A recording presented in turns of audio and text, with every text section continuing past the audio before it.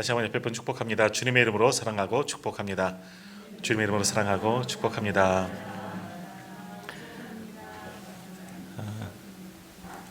오늘 우리가 또 옆에 분 항상 우리가 예배 시간마다 고백하지만 정말 주님의 이름으로 사랑하고 축복하는 것 진실로 그렇게 사랑하시고 축복하시기를 소망합니다. 오늘 주님은 우리를 사랑하시는 줄 믿습니다. 오늘 마지막 부른 찬양처럼 왜 나를 사랑할까? 한번 생각해 보세요. 왜? 뭐가 이뻐서? 뭐 이만큼이면 이쁘지? 라고 생각할지 모르겠지만 한번 가만히 가슴에 손을 얹고 내게 이쁜 구석이 있길래 주님이 사랑하실까? 그런 생각을 해보게 됩니다. 우리가 뭐가 이뻐서 주님은 저 십자가를 지셨을까? 무엇 때문에 나를 사랑하시고 나를 위해 십자가에 지셨을까? 그런 생각을 해보게 됩니다. 오늘 새벽에 우리가 말씀을 보았는데 이 앞부분을 보았는데 주님은 우리를 사랑하시죠. 더욱이 오늘 말씀해 보면 주님은 함께 다니시던 동고동락하는 제자들을 사랑하신다. 근데 어떻게 사랑하시느냐? 자, 1절 한번 보시겠습니까? 13장 1절 말씀 한번 같이 읽도록 하겠습니다. 유월절 전에 예수께서 자기가 세상을 떠나 아버지께로 돌아가실 때가 이른 줄 아시고 세상에 있는 자기 사람들을 사랑하시되 끝까지 사랑하시니라. 아멘. 주님은 자기 사람들을 사랑하시되 끝까지 사랑하셨다. 그들이 어떠하든지 어떤 모습이든지 그들의 무지함, 그들의 연약함 다 아시지만 그래도 그들을 끝까지 사랑하셨다. 오늘도 마찬가지입니다. 우리가 어떠한 모습, 부족하고 연약한 죄인이지만 주님은 우리를 끝까지 사랑하시는 줄 믿습니다. 그렇게 우리는 사랑받는 존재임을 기억하시고 그만큼 우리도 주님을 사랑하시는 분들 다 되시기를 바랍니다. 자, 그런데 오늘 이제 말씀이죠. 21절 말씀 보면 이제 앞에 이제 주님은 제자들을 사랑하셔서 끝까지 사랑하셔서 그들을 사랑하시다 말씀하시며 또 행동으로도 보여주셨습니다. 어떤 행동을 하셨느냐? 잘 아시는 것처럼 제자들의 발을 다 씻어 주시는 겁니다. 당시 종이나 하는 그런 것을 스승이자 주님이신데 그분이 제자들 앞에 무릎을 꿇고 그들의 더러운 발을 하나하나 씻어준 겁니다. 마치 노예들이나 하는 것처럼 주님은 그렇게 사랑을 보여주셨습니다. 그래서 내가 이렇게 하는 것처럼 너희도 내게 너희를 위해 본을 보였다 말씀하시면서 서로 사랑하라 할 정도로 그렇게 사랑의 실천을 하셨죠. 입술만이 아니라 정말 행함으로까지 그렇게 사랑하심을 보여주셨는데 이제 오늘 21절 말씀을 보면 어떻습니까? 주님이 마음이 너무너무 아픈 겁니다. 왜 아프셨을까? 제자들 가운데 그렇게 사랑하는 제자들, 어떠한 모습이든지 사랑하는 제자들인데 그들 가운데 배신할 자들이 나올 것을 아니까 주님이 그것으로 인하여 너무나 많이 괴로우셨다. 그래서 심령이 괴로워 증언하여 이르시되 말씀하지 않으십니까? 너무너무 마음이 괴로운 겁니다. 사랑하는 제자들, 사랑을 쏟아부었는데도 그 사랑을 온전히 깨닫지 못하고 여전히 배신할 자들이 그 가운데 나오는 것을 보고 주님은 너무나 마음이 아프셨다는 겁니다. 그러시면서 말씀하는 거죠. 내가 진실로 너희에게 이르노니 너희 중 하나가 나를 팔리라 라고 말씀하시죠. 그 사람이 누구냐 하는 또 질문을 받고 주님은 떡을 찍어 건너주는 그 사람이 바로 그이다 하시면서 유다에게, 가룟 유다에게 떡을 찍어서 떡을 주십니다. 그리고 유다는 조각을 받고 밖으로 나가는데 그 시간이 밤이다. 이게 오늘 전체적인 말씀입니다. 이처럼 주님은 제자들을 사랑하시는데 그 가운데 하나 가룟 유다가 예수님을 팔 자, 예수님을 배신할 자인 것을 아셨습니다. 그런데 사실 가룟 유다만 예수님을 배신했겠습니까? 베드로도 그렇고 많은 제자들도 마지막 순간에 다 도망치지 않았습니까? 그들도 다 예수님을 배신한 거죠. 그런데 그 중에서 가룟 유다, 정말 저주받은 이름 아닙니까? 예수님을 판 자. 근데 주님은 그 가룟 유다가 자신을 팔 것도 아셨음에도 불구하고 그도 사랑하셨다는 겁니다. 역시 그를 끝까지 사랑하셨다는 겁니다. 내 원수가 되고 날 팔 자가 되지만 그래도 그러한 자도 주님은 사랑하셨다는 거죠. 자, 오늘 본문 말씀 다시 한번 보겠습니다. 아무튼 예수님은 정말 그 조금 전에 읽은 1절 말씀처럼 제자들을 끝까지 자기 사람들, 구별된 사람들, 항상 자기와 다니던 그 제자들 누구보다도 더 사랑하시는데 끝까지 사랑하시고 그 가운데 가로운 유다도 사랑하시는 거예요. 그래서 그가 회복되기를 원하시는 거예요. 그래서 그 괴로운 가운데 이렇게 말씀하는 거죠. 그런데 너희 중 하나가 나를 팔 것이다. 너희 중 하나가 나를 팔리라. 참 안타까운 주님의 말씀입니다. 자, 그럼 왜 예수님은 제자들이 다 모인 자리에서 공개적으로 이런 말씀을 하실까? 그리고 행동으로까지 떡을 이렇게 전해주면서까지 왜 이런 행동을 보여줬을까 하는 이야기죠. 정말 사랑하셨다면 좀 가룟 유다를 좀 타이르거나 그를 경고하거나 여러 가지 방법이 있으셨을 텐데 제자들이 다 모인 자리에서 너희 중에 하나는 나를 팔 거다, 나를 배신할 거다, 이 말씀을 공개적으로 하셨다라는 겁니다. 왜 이 말씀을 하셨느냐? 또 가로운 유다에게 이미 무엇을 하려는지 내 할 것을 하라. 28절, 27절 이하에 보면 내 하는 일을 속히 하라 까지 말씀하시잖아요. 그의 중심, 그의 행동, 그가 뭘 하려고 하는지 그의 계획을 주님을 다 아셨다는 겁니다. 그럼에도 불구하고 너희 중에 하나가 나를 팔 것이다 말씀하신 이유는 뭐냐? 그 주님의 말씀을 듣고 가룟 유다가 그때라도 돌이켜 회개하기를 원하셨다는 것은 아닌가, 그런 생각을 해봅니다. 나를 팔 것이다. 그 사람을 정죄하기 위해서, 확인 사살하기 위해서 많은 사람들 앞에서 떡까지 주시면서 얘가 나를 팔 거야, 이렇게 하신 게 아니라 깨닫게 하시는 겁니다. 회개하라고. 마지막 순간이다. 마지막 기회를 주시는 겁니다. 이제서라도 이 말씀을 듣고 찔림을 받고 돌이키를 주기를 주님은 원하시지는 않았을까? 왜 그러시냐? 다시 1절이에요. 끝까지 사랑하시기 때문이에요. 제자들을 끝까지 사랑하시기 때문에 그 모습, 주님을 배반하고 팔아버릴 자가 되어도 그래도 그 제자를 사랑하시기 때문에 가룟 유다 같은 자도 주님은 포기하지 아니하시고 버리지 아니하시고 돌아오기를 지금은 기다리고 계셨던 겁니다. 마찬가지로 주님께서 가룟 유다를 포기하지 않으신 것처럼 오늘 우리도 주님은 포기하지 않는 줄 믿습니다. 오늘 우리도 주님은 포기하지 않으시고 우리의 어떤 모습이든지 우리를 끝까지 사랑하시는 줄 믿습니다. 이처럼 우리 주님은 내가 잘못이 있을 때도 우리를 포기하지 않으십니다. 우리가 죄를 저질렀더라도 그것을 인하여 때로는 징계도 받을 수 있겠지만, 그러나 우리가 돌이키고 회개하며 돌아오기를 주님은 지금도 원하고 계시는 줄 믿습니다. 우리만 있겠습니까? 세상의 많은 사람들, 온 인류가 그렇기를 주님은 원하고 계시는 겁니다. 모든 인류가 깨닫고 회개하고 돌아오도록 그것을 주님은 지금 원하시는 겁니다. 그래서 십자가를 지셨겠죠. 왜 우리를 사랑하십니까? 주님의 무조건적인 사랑입니다. 우리가 뛰어나고 사랑받을 만한 이쁜 짓을 해서 사랑한 것이 아니라, 우리가 무언가를 하고 무언가를 주님께 드려서 사랑하시는 것이 아니라 그저 무조건적인 사랑인 것이죠. 부모가 자녀를 사랑하듯이 주님은 그렇게 우리를 끝까지 사랑하셨다는 겁니다. 그렇기 때문에 우리에게 말씀하시는 겁니다. 가룟 유다에게도 말씀하는 겁니다. 그가 팔 줄 알면서도 우리 중에 누군가 나를 팔 거다. 그 점점점이겠죠. 회개하고 돌아와라. 이제 그만 그런 짓 하고 돌아오자. 이것을 말씀하는 거겠죠. 주님은 여전히 지금도 많은 사람들에게, 또 오늘 우리들에게도 말씀하는 겁니다. 성경을 통해서 말씀하시죠. 설교를 통해서 말씀하시죠. 사람들과의 관계를 통해서 하나님은 우리에게 늘 말씀하시고, 세상에 돌아가는 모든 상황 속에서도 자연 계시 우리에게 늘 말씀하십니다. 무엇을 말씀하십니까? 회개하고 돌아오라고. 깨닫고 기회가 있을 때 놓치지 말고 돌아오라고 지금도 주님은 말씀하시는 겁니다. 듣는 자들만이 주님께 돌아오겠지요. 그런데 말씀하는데도 듣지 못하는 자, 그들은 어떻게 되느냐? 자, 오늘 말씀 보십시오. 주님의 그 말씀, 안타까워하시는 그 말씀, 너희 중에 너희 중 하나가 나를 팔 거야. 회개하고 돌아왔으면 좋겠다. 그렇게 말씀하시는데 끝까지 그 기회를 외면하는 자, 듣지 않는 자, 가룟 유다는 어떻게 됩니까? 가룟 유다는 주님의 마지막 기회를 주셨음에도 그것을 거부하고 맙니다. 맨 마지막 절 30절 말씀 한번 보십시오. 유다가 그 조각을 받고 곧 나가니 밤이러라 라고 말씀합니다. 유다가 그 조각을 받고 회개하였더라. 역사가 달라졌을 수 있겠죠.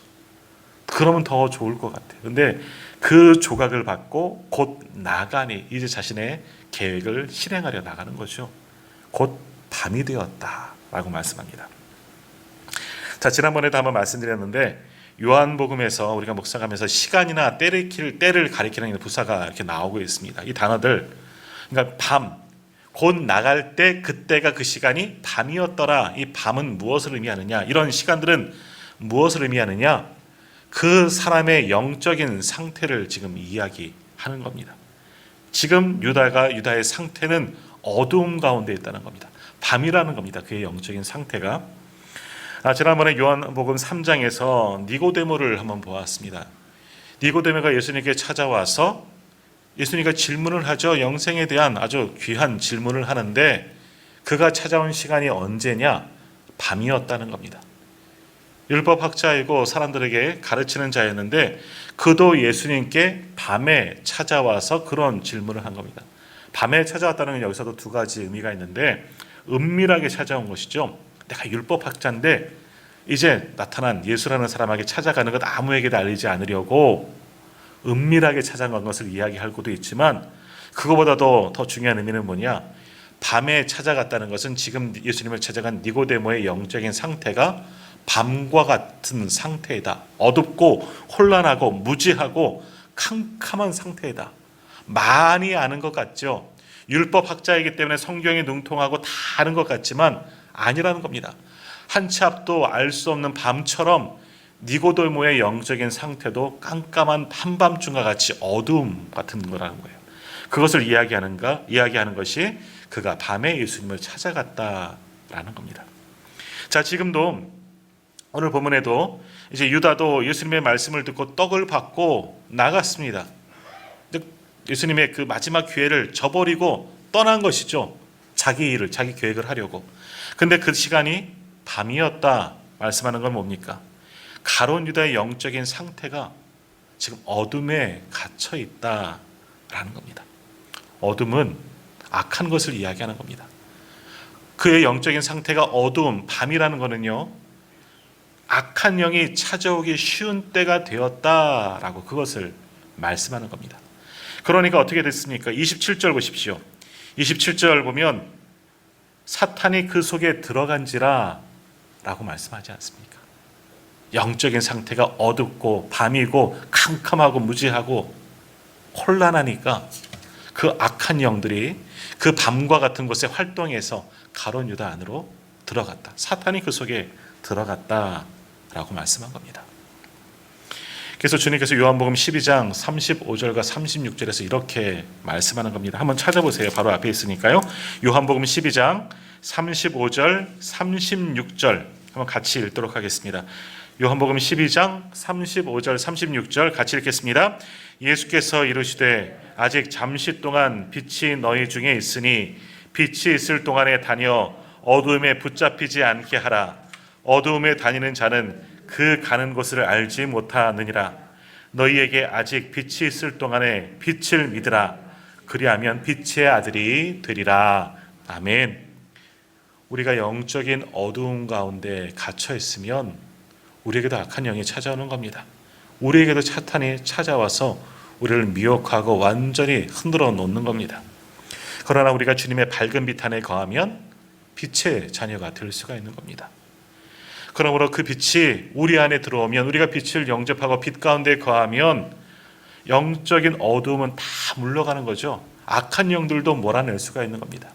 그러므로 우리는 빛 가운데, 예수 그리스도의 그 빛 가운데 거하는 빛의 자녀들이 되어야 하는 겁니다.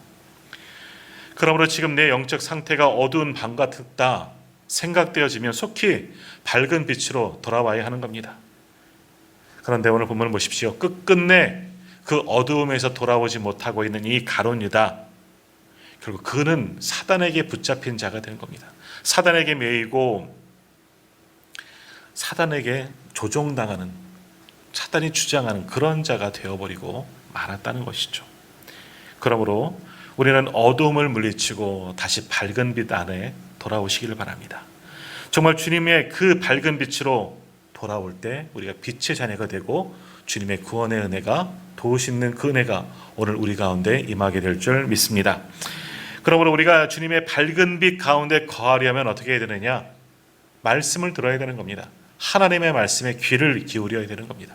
세상의 소리, 세상에서 찾는 그런 유익들, 그런 것 쫓아가다 보면 영적 어두움에 사로잡히게 되는 것이죠. 그런 것을 우리를 영적으로 혼미하게 만들고 혼란을 가져다 줍니다. 부정적이고 악한 거에 만들죠.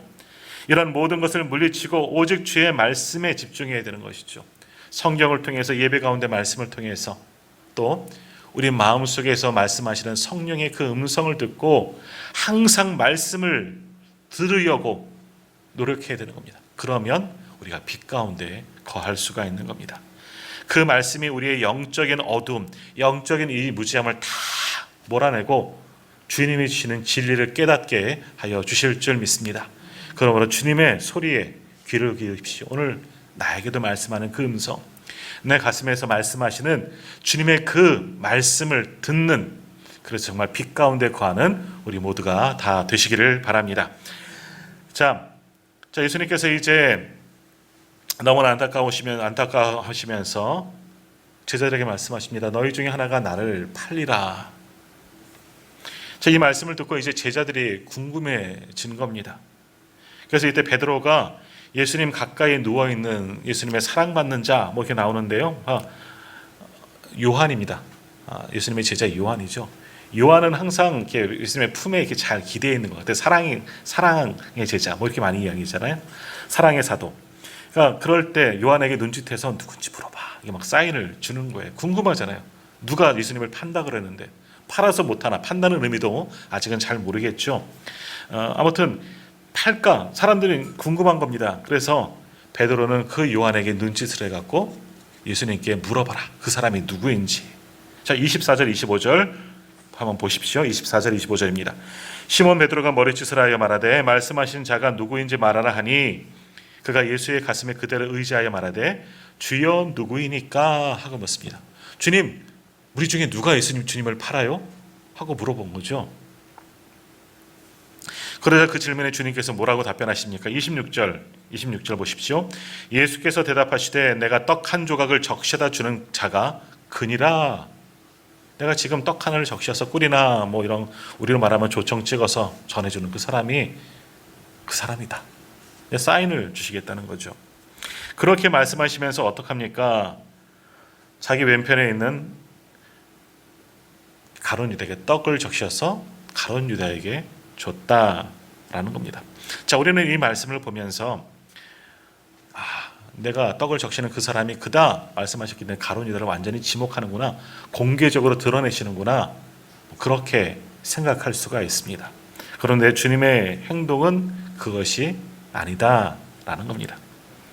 왜? 뒤에도 보면 제자들은 무슨 뜻인지 잘 모르는 거예요. 가룟 유다에게 떡을 적셔 주면 가룟 유다가 범인이구나, 이 사람이 우리를, 예수님을 팔 나쁜 놈이구나, 그렇게 생각하는 거 그냥 무지한 거예요. 제자들도 지금도 영적으로 다 무지한 거죠.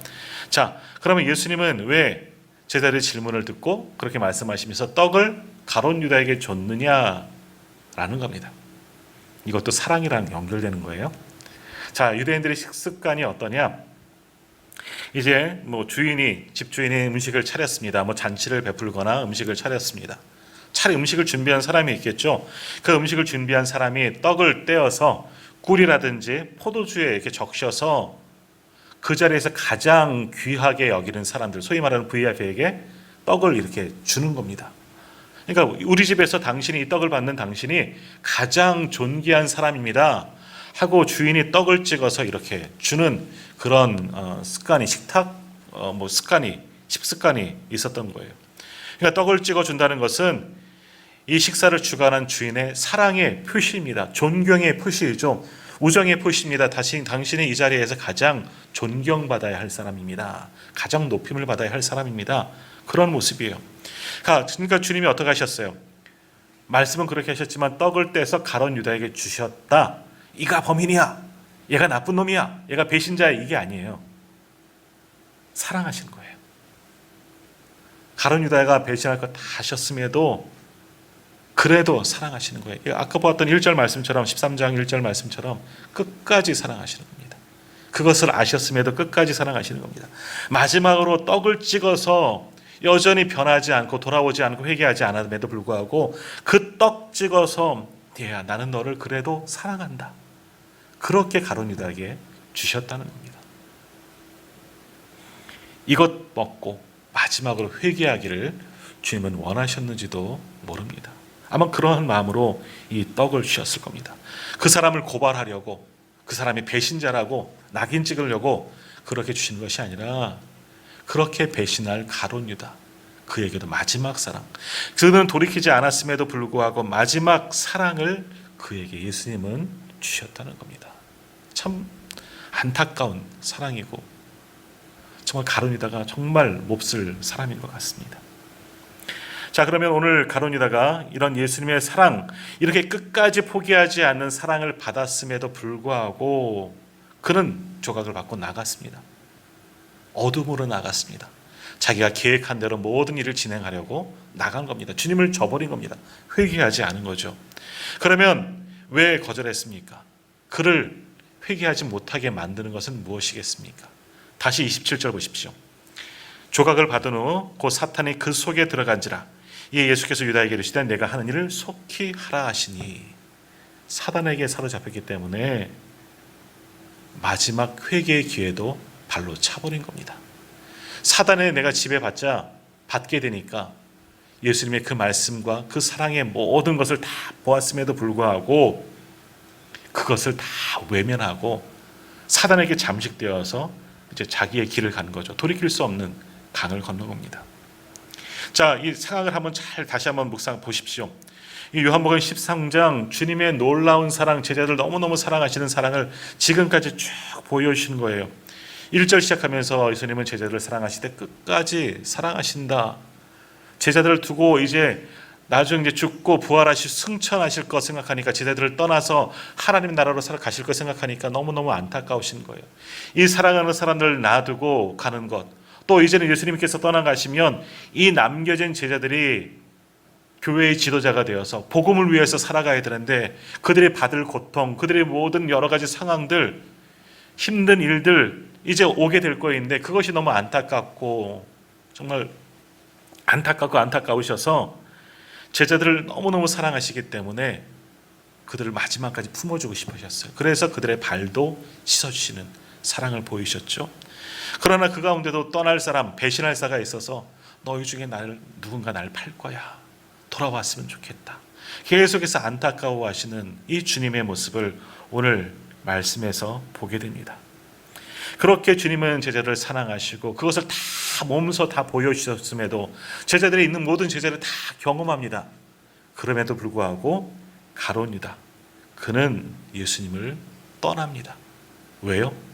사단에게 잠식되었기 때문에, 사단에게 먹혀버린 겁니다. 사단이 그 속에 들어가니까 예수님의 그 사랑과 그 존귀함을 받고도 주님을 배신하고 떠나버렸습니다. 그때를 가리켜 밤이 되었다라고 말씀하는 겁니다. 계속해서 영적인 어둠 가운데 가룟 유다는 갇혀 있었다. 주님의 그 놀라운 사랑, 그 은혜를 경험하고서도 그의 생각은, 그의 영적은 계속해서 사단에게 잠식된 밤이다, 사단에게 붙잡힌 영적인 어둠 가운데 처하게 되었다라고 말씀합니다. 자, 주님은 오늘 이렇게 제자들을 사랑하시면서 또 안타까워하시지만 오늘 이 땅을 보면서 또한 우리들을 보면서도 안타까워하시고, 그러나 우리도 주님은 끝까지 사랑하시는 줄 믿습니다. 그런데 우리 가운데 또는 많은 세상과 사람들도 여전히 그 사랑을 거부하면, 그 사랑을 거절하고 주님의 계속되는 초청과 존귀 여김, 그것을 외면하면 어떻게 되겠습니까? 결국 그들에게는 사탄에게 먹힐 수가 있다는 겁니다. 그들 속에 사탄이 들어가서 그들을 계속해서 주님 곁에 오지 못하도록 만들 수가 있다는 겁니다. 그러므로 우리가 사단에게 넘어가지 않으려면 어떻게 되겠습니까? 말씀으로 돌아가야 하는 겁니다. 주님의 말씀을 계속해서 들어야죠. 또 성령으로 받아들여야 되는 겁니다. 그러니까 말씀과 성령으로 전신갑주를 입어야 하는 겁니다. 그럴 때 주의 성령이, 또 그 주의 말씀이 우리를 붙드셔서 모든 영적인 어두움을 다 물리치시고 그리고 주님의 빛의 자녀로, 구원받는 자녀로 우리를 돌아오도록 인도하여 주실 줄 믿습니다. 오늘 주님은 우리를 사랑하십니다. 사랑하시기 때문에 십자가 지셨습니다. 그러므로 우리를 사랑하시는 그 주님, 우리도 온전히 사랑하십시오. 주님의 사랑 가운데 거하고 그 빛 가운데만 거하십시오. 그 사랑을 거부하지 마시고 세상의 소리, 세상에서 주는 그 즐거움, 그 달콤한 그것으로 다시금 나아가지 마시고 주님 곁에만 머물러 있는 주님의 제자들이 다 되시기를 간절히 소망합니다.